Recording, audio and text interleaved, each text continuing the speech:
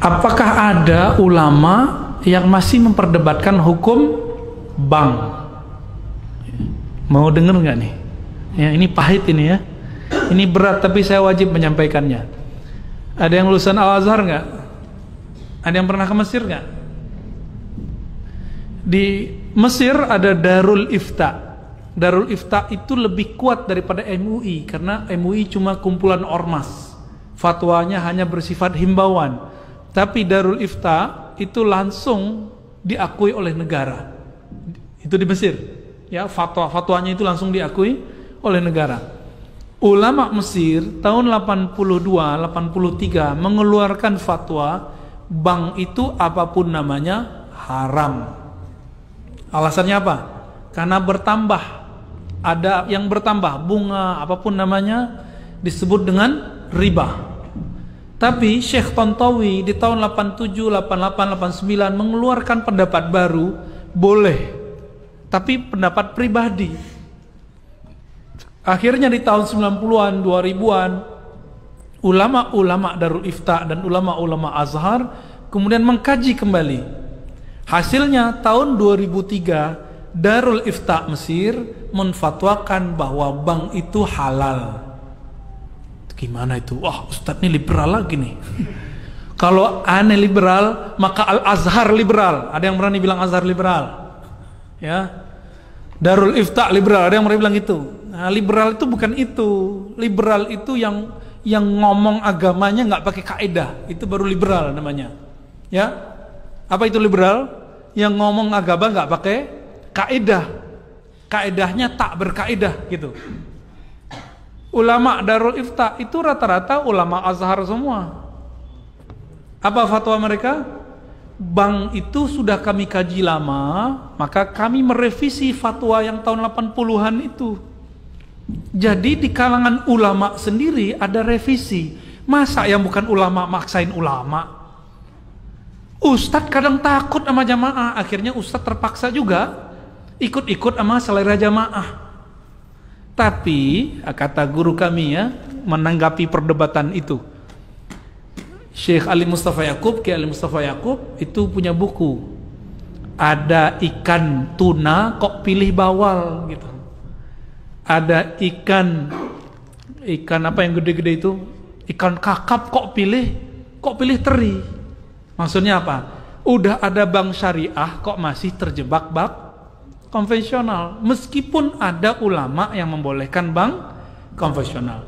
Jadi gimana sikap kita terhadap persoalan bank?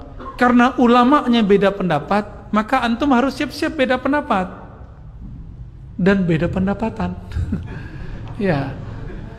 Lalu ada persoalan di sini ya.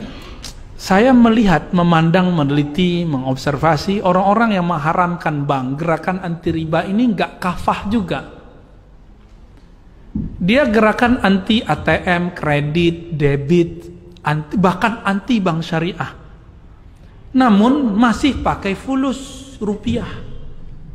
Kalau berangkat haji pakai real dan dolar.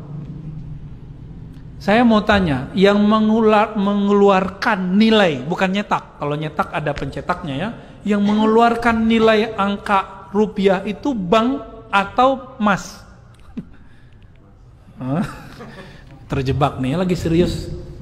Lagi serius dibuat begitu jadi keblinger ya, keblank ya. Yang buat itu bank atau bukan? Bank apa yang mengeluarkan nilainya? BI. Antum itu mengharamkan bank tapi pakai produknya, itu tanda nggak paham hukum fikih dan qawaid fikih. Dalam kaidah fikih ada sebuah kaidah at-tabi'u tabi'un. Kalau kamu mengharamkan A, maka apapun yang dihasilkan dari A haram. Kalau kita haramkan bank, maka antum haram menggunakan ATM, haram menggunakan fulus kertas atau fulus koin ataupun elektronik, haram semua. Maka beragama jangan picik. Jangan picik. Oh, kita kembali ke dinar dan dirham. Allahu Akbar. Dinar itu diadopsi Rasulullah dari Romawi. Ya kan? Nabi aja bisa ngadopsi, masa ente nggak ngadopsi? Ini mau kembali ke zaman barter kali ya? Mau zaman barter? Nauzubillah min dzalik. Yang dianggap ilmu ternyata ketidakmengertiannya. Tidak mengerti itu kalau bahasa kasarnya apa? Jahilun. Tapi kita nggak pakai ya, walaupun sebenarnya begitu. Jadi ulama kita beda pendapat. Saya sudah tanya ke MUI di pusat, ternyata MUI yang mereka masuk ke DSN, Dewan Syariah Nasional, itu ternyata pas dicek dompetnya, separuh itu bank konven. Tapi dia duduk di Dewan Syariah Nasional yang membawahi bank-bank syariah. Kan aneh. Iya, ternyata ulama-ulama yang yang menganjurkan bank konvensional sendiri juga belum tentu mengharamkan bank ulama yang menganjurkan bank syariah belum tentu juga menganjurkan bank. Nah, begitulah ya. Dia belum move on 100% gitu. Seandainya Indonesia ulamanya serius, ayo kita bareng-bareng tinggalkan bank syariah, bank konvensional. Hancur juga tuh. BUMN itu membawahi beberapa bank. Kalau kita tutup bank, bisa hancur negara ini. Maka bank itu salah satu nafasnya negeri ini. Antum percaya atau tidak? Buat jalan itu kalau gak ada bank gak jadi. Ya, bangun kampus-kampus Islam, kampus-kampus negeri yang Islam, pesantren-pesantren, semuanya itu yang Islami. Tanpa bantuan lewat bank gak jadi. Kalau lewat bank ketahuan mana yang gratifikasi, ketahuan gak? Ketahuan Pak. Tapi kalau pakai kardus, pakai kotak, pakai plastik nggak ketahuan. Hati-hati di sini. Oleh karena itu, saya mengajak, ayo ulama kita sudah buat bank syariah, ya. Namun jika memang belum bisa meninggalkan bank konvensional, ambil seperlunya, tapi bangun semangat untuk membesarkan bank. Ustadz kok pelin-pelan? Bukan pelin-pelan, kan antum aja yang belum move on, ya. Saya udah 10 tahun sebelumnya saya nggak pernah pakai bank konven. Tapi karena dapat fatwa dari ulama Darul Ifta itu berani lagi terima beasiswa lewat BNI. Ya, habis itu lewat Mandiri, habis itu lewat apa gitu.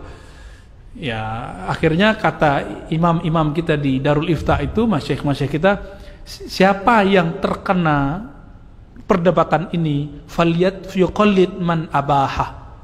Kalau kamu terjebak dalam satu ini, maka ikutilah ulama yang membolehkannya, biar hatinya tenang. Ini masuk ke khilafiyah.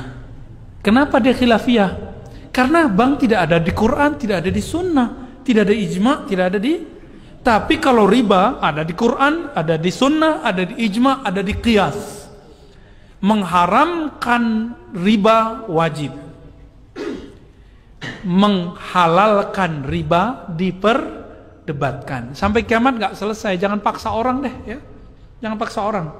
Ini ambiguitas orang-orang yang anti bank, kok masih pakai duit. Jangan pakai duit baru antum itu pas gerakan anti ribawinya, ya. Kira-kira begitu.